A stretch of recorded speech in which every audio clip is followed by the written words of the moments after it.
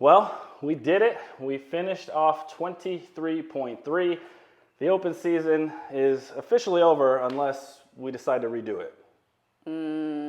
I think I'm good. I think I finished 3 seconds under that 6-minute time cap, and I'm okay with that. Yeah. I'm good. 23.3 brought all of the gymnastics, the lifting, a little bit of capacity, some skill work, brought a little bit of everything. We're going to dive into it. We'll watch our workout with you, give you some of our thoughts, some of our insights, maybe some ways in which you can get the best possible score. So Chelsea, 23.3, what did we get into this week? We got into some high skill gymnastics. Well, I attempted to get into them and you did some of them. So we met with the barbell again, and we had some snatches going on. But first we did wall walks and double unders, and then some snatches. The snatch weight went up, as well as the skill in the gymnastics once you got past the first 2 rounds. Yeah, and what was your initial reaction when you saw them release the workout on Thursday afternoon? I kind of had felt like an ascending gymnastics skill was coming on the wall for sure. I was hoping the wall walks were coming just because we've been doing so many of them. But the strict handstand push-ups, big thumbs down for me, but that's a personal issue, so it's not like not too big of a deal. I think it'll be a good workout for a lot of people that have been practicing those movements. They'll get a good payout from it. Yeah, I think going into this week, I was imagining we would not see a barbell again. We saw a barbell in the first 2 weeks, so I think a lot of people were thinking dumbbell, box, maybe some wall walks, and they brought the barbell back, so I was excited to see that. But in typical open fashion, you had to earn your opportunity to get to the barbell, which for me, and I think for a lot of folks, is going to be the crux of this workout, is how well can you navigate the wall walks, the double unders, and the strict handstand push-ups before you get into the barbells that I think are going to be the separator. Yeah. And the type of workout this one is, where you've got to earn some extra time, it forces you to maybe go a little bit faster than you'd like to and find that uncomfortable pace, to try and buy yourself some time to maybe knock out your first couple or get through that full set of strict handstand push-ups. So the workout was announced. What was your initial thoughts around how you would want to approach it, or what's going to give you the best possible chance to get the best score? So for me, with my training year, I go back and forth on foot problems and shoulder problems. So double unders and strict handstand push-ups in the same workout. Not great for me, but definitely manageable. You know, with what I was going into, I was like, you know what, we're going to get through those double unders. The wall walks are going to go great. And my goal was just to finish the first part. If I got some handstand push-ups, fantastic. But one thing I've learned doing CrossFit, if you don't practice something, you're probably not going to miraculously get it. So I was very in tune to what was happening there. You had a much different approach, though. Yeah, I did. So for me, strict handstand push-ups are an arch nemesis, like you said. And I knew for me that was going to be the hardest part of this workout. So in watching a couple other folks and thinking it through, my strategy was to see how fast I could get through the first 2 rounds to give myself as much time as possible to try and chip away at handstand push-ups, knowing that even if my heart rate got really high, even if I started to feel fatigue, it's just going to be a bottleneck, and it's going to come to a standstill where my heart rate's going to drop, and it's just going to be about a muscular fatigue or endurance of, can I get through those handstand push-ups? And we'll review the tape here to kind of show you how things unfolded for both of our strategies, what we ended up getting for our score, and maybe some things that you can think about as you're getting ready for the workout. So let's take a look at the workout, and we'll talk you through it here. So we're hanging out at the start line. We've got 5 seconds until we jump into this one. A little background, it took us about 20 minutes to actually start the clock. Yeah. And so for me, these first wall walks, I was trying to see how fast I could go. As soon as I hit the ground, I was going with a jump approach up and back. We've been doing a ton of wall walks with the Training Think Tank affiliate programming. So sets of 5 is not something that for me was a big red flag out the gate. Agreed. It's funny though, you think you look really athletic doing these, and then you watch it and you're like, this is kind of a funny looking movement when you see it out there. Yeah, we are constantly coaching and trying to help our athletes keep a really strong midline, almost that hollow body-like position, and even watching ourselves here You see how easily those hips want to sag to the wall. Even I on the wasn't going to first say set of it. 5. We got to hold ourselves accountable when we see it. And yeah, the jump rope, usually something I feel really good about. This first set was just trying to figure it out, apparently, because it tripped Yeah. multiple times. Same. And I haven't been doing big sets. You know, I normally work in like a 15 to 20 range, just with that plantar fasciitis I've always got flaring up. So to do them consistently for me was not something I was looking forward to, obviously. Now, as we're looking at these different movements, the double unders, for some folks, 50 double unders could be very taxing. What are some of the different approaches you might take to double unders, especially if you're looking at it thinking 50 is a big number to try and go unbroken? It might really make my heart rate go up. What are you thinking there for some athletes? Definitely break them up then. If you can manage like 15 at a time, that's a good time to do it. Just a quick rest in between to kind of pull your heart rate back down and then get back into it. Yeah, it's one of those things where even if you trip and then my or shoe you died. make a couple breaks in there with the double unders, you're not going to lose a whole lot of time. So I've made it to the barbell. I went 3 sets of 6-5-4. That quick break I thought would be just enough rest.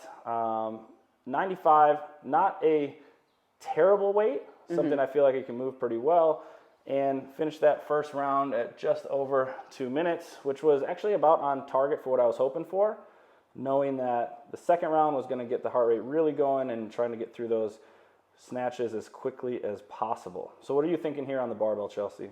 Oh, it felt great. I could have done 100.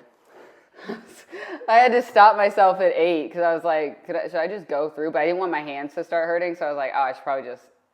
I had to like remember where I was. I was like, oh, you're supposed to not do this all at the same time. That's one of those moments during a workout where you might get to a movement and be like, oh, this feels better than I thought it would. Should I hang on and go for it, or should I stick to my strategy of nope, plan those breaks, be smart here? So made it through those wall walks, and I think for folks, this is the 3rd straight year we're seeing wall walks. Yeah. I imagine a lot of affiliates out there have been programming them, dropping them in, knowing that there's a potential for them. So a couple strategies here. One, you can go with the quick approach, jump the feet on the wall, the fewest steps possible to get your hands back to the line. The other option is what I like what you're doing here, Chelsea, is you get those hips up in the air and reach back really high with the feet. Yeah, I like to get the feet off of my body weight as quickly as possible. So what I mean by that is as the higher they are, the less weight they are in my shoulders. So get them up there as quickly as possible. So it's just really moving my upper body. I also don't pick my hands up all the way. I just kind of slide them. Yep. And that really helps not shifting my weight between my shoulders as much. Yeah, and that's going to be a personal preference approach where some folks like to almost shift their weight like they're walking, handstand walking. Others might appreciate that little slide and just keep everything really centered. So we get back through the jump rope, and for I would say a number of folks, the goal here is, hey, can we get to that second barbell and find enough time with singles to get through it? I don't see too many folks going touch and go at this bar because the heart rate's elevated at this point in time in the workout, and it's going to feel a little heavier than what it typically would if you were to do a workout like Isabel or something like that. I was definitely feeling it in my shoulders at this point. That's why I like held the rope in, because I was like, oh, they're getting a little bit more fatigued than I'd like them to. I also knew I was going to be cutting it very close on the time cap. Yep. So I was trying to stay calm and not let that get in my head too much, just so I could get through those last set of snatches. Oh, and I hit myself in the face with the rope, and that felt really good. And I was about at 35. The wire rope, is not a friendly piece of equipment when it wants to go against you. Yeah, my whole, like, all 100 double unders could have just been a blooper roll for me. It's just not going great. All right, so finished up the second barbell about 4:45, which is in line, if not slightly later than what I hoped. And now, for me, this is the workout of how do we chip away and get through 20 handstand push-ups. So, unfortunately, that was about a good 20-second break in there before I kick up for my first set. And as you would imagine, these are probably a little bit harder than you think they're going to be. And in my mind, going into this, I thought I would be able to hold threes for a couple sets and drop down to doubles, and then eventually try and do singles, with the hope being I would give myself enough time to get to the jump rope and maybe get hands on the 185 bar, and we'll see how that unfolds. So you're on the second bar here. You know that for you, this is the workout. So what's going on in your mind here with this 95-pound bar? I cannot stop. I can't hold on to it because that'll eat me up too much. But I've got a minute to get in these 12 reps, and I started at 59 seconds because I started at 5:01 when I finally got that bar over there. So I was really just trying to go as fast as possible. I'm trying not to move my feet around too much. Meet the bar as soon as it lands and pick it right back up. I'm noticing now that my hips are very high, so that wasn't great. But I got it in 5:57, so I was pumped about that. I knew those handstand push-ups were really far away, so I was trying to help load your bar now as you're chipping away at those reps. And the nice thing about this workout is if you do finish that second bar, you get 3 minutes, which for anyone out there who might be trying to get a first handstand push-up or maybe perhaps, see how far you can get, that 3 minutes is a pretty good window to at least rest and recover and give a really good effort to trying to either get that first handstand push-up or see how many you can get. I agree with that for sure. But again, it would help if you practice them before this. And a lot of people are making a lot of comments about this new standard here. So we have a 30-inch long line that is 10 inches away from the wall. I had two hand placement techniques. No wonder I couldn't get them. Yeah. Do you see them flare out immediately? That was terrible. There are some folks who do appreciate that style of handstand push-up where they get those hands as wide as they possibly can and then try and just... It was not going to happen today. Not happening today. Now that I see that my elbows are flaring out, though, I don't have a lot of strength there as soon as I kind of deviate. So at least I know where I need to work on it. Yeah. And I think that's a good point that there are multiple ways to do this. So I had two hand placements I played around with. One was I would put a pointer finger on basically the far corners and have my fingers facing towards the wall, which allows those elbows to track back, a little bit more of a tripod position you might see for a jerk-like position if a barbell is in your hands. The other option is to put the thumbs on the outside of the tape with the fingers pointed away from each other, and that's where you're going to get into that wider grip like you highlighted, where it does shorten the range of motion a little bit, which can help for some folks, but it is a different pressing position than maybe we're used to with a barbell or something else in hand. Yeah. So we're getting to be that point in time where I realize that the opportunity to touch that 185-pound bar is slipping away ever so quickly. And now I went down to singles, trying to do some fast ones here and hoping to get back to the jump rope. There's 19, and that was a failed rep. So I hit that muscular fatigue where it's pretty much gone. And this 20th rep is about a 5-second rep to get all the way up there. Now I've got 25 seconds to get a few jumps in. And you set up right in front of your bar. Beautifully done there.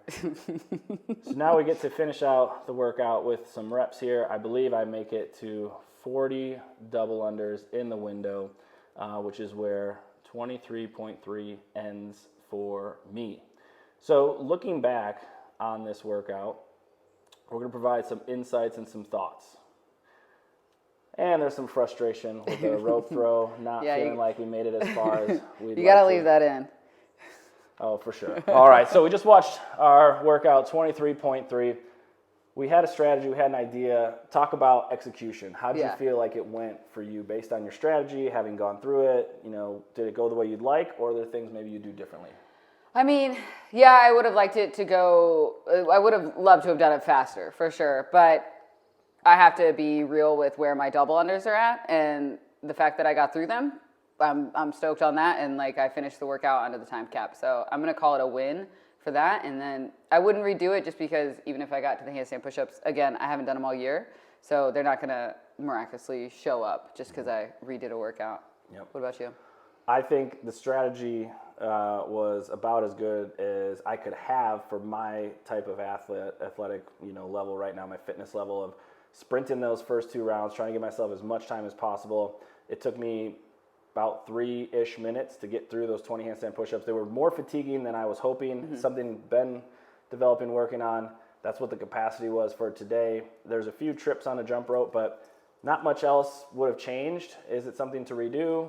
Maybe, with the strategy of trying to do singles and doubles from the get-go on the strict handstand push-ups and see if I can get through them faster.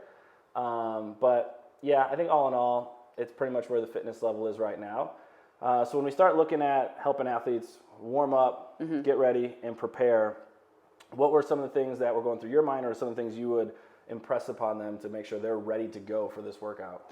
So a big thing is just making sure your core and your hips are warmed up and talking to each other. So getting in some plank holds, maybe some hollow holds from the rig or something like that, just to make sure that whole center unit is engaged and ready to go. Because when you get upside down, you want to make sure everybody's talking to each other and you can stay in a nice stacked position. And then when you're snatching, you don't want to be Gumby in the middle. You want to make sure that it's a nice tight position that you're holding the whole time.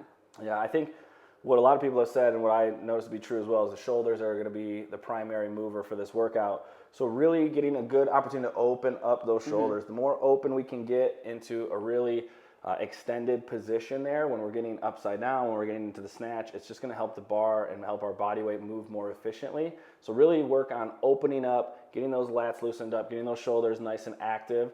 And then the second thing is making sure that the reps are clean. With the wall walks, when we want to go fast or when we get tired, sometimes that connection of are my feet on the wall, are my hands moving, it can get a little distorted. So if we're going fast, make sure you feel both feet on the wall before those hands start moving, or even if we're moving slower, both feet on, then move the hands. We have a desire to move that first hand before the second foot hits, and we saw it in the open announcement that some of the athletes were getting no reps on that. So you don't want to get halfway up the wall and your judge is yelling you, no, go back, go back. So clean reps on the wall walks, try and just chip away at those double unders as best you can, work through the snatches, but really feel like those shoulders are opened up, loosened up, active, and ready to go. Yeah, I agree for sure. So we've gotten all three workouts in. Any thoughts on the game or the open season as a whole so far with these three workouts? It's over. It wasn't like it was. I think it was good because my results matched where I thought my fitness was at. So I wasn't upset that I don't feel as fit as I thought I was. And I'm not surprised either. So it's like kind of nice that the work I've been putting in, I saw it play out how I thought I would. So it's kind of like you feel very like fulfilled, if that makes sense. Yeah. I would say what I noticed is that it was maybe more high skill than I think I was anticipating, which in some ways is good because it's a great separator for fitness. And at the same time, it created those bottlenecks of if we either couldn't get ring muscle ups or maybe the strict handstand push-ups aren't there for us yet, it lets us know, hey, that might be an area of focus, is working on some of the strict strength, moving through those gymnastics in a good fashion. So a great test lets us know where we're at and what are the ways in which we might want to focus our training for the upcoming year. Yeah. I think it's been fun to get through the open prep, but I'm also very excited to take on new and different movements because it does feel like we've been doing the same 12 movements in different varieties for the last 8 weeks, which has helped us get ready for this. And now we're ready to expand that fitness beyond the open. Agreed.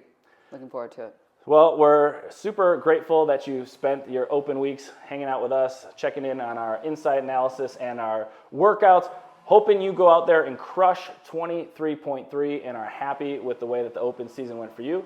We'll catch you after the open. Thanks so much for tuning in. And from all of us here at Greater Culture, have a great open season. Bye.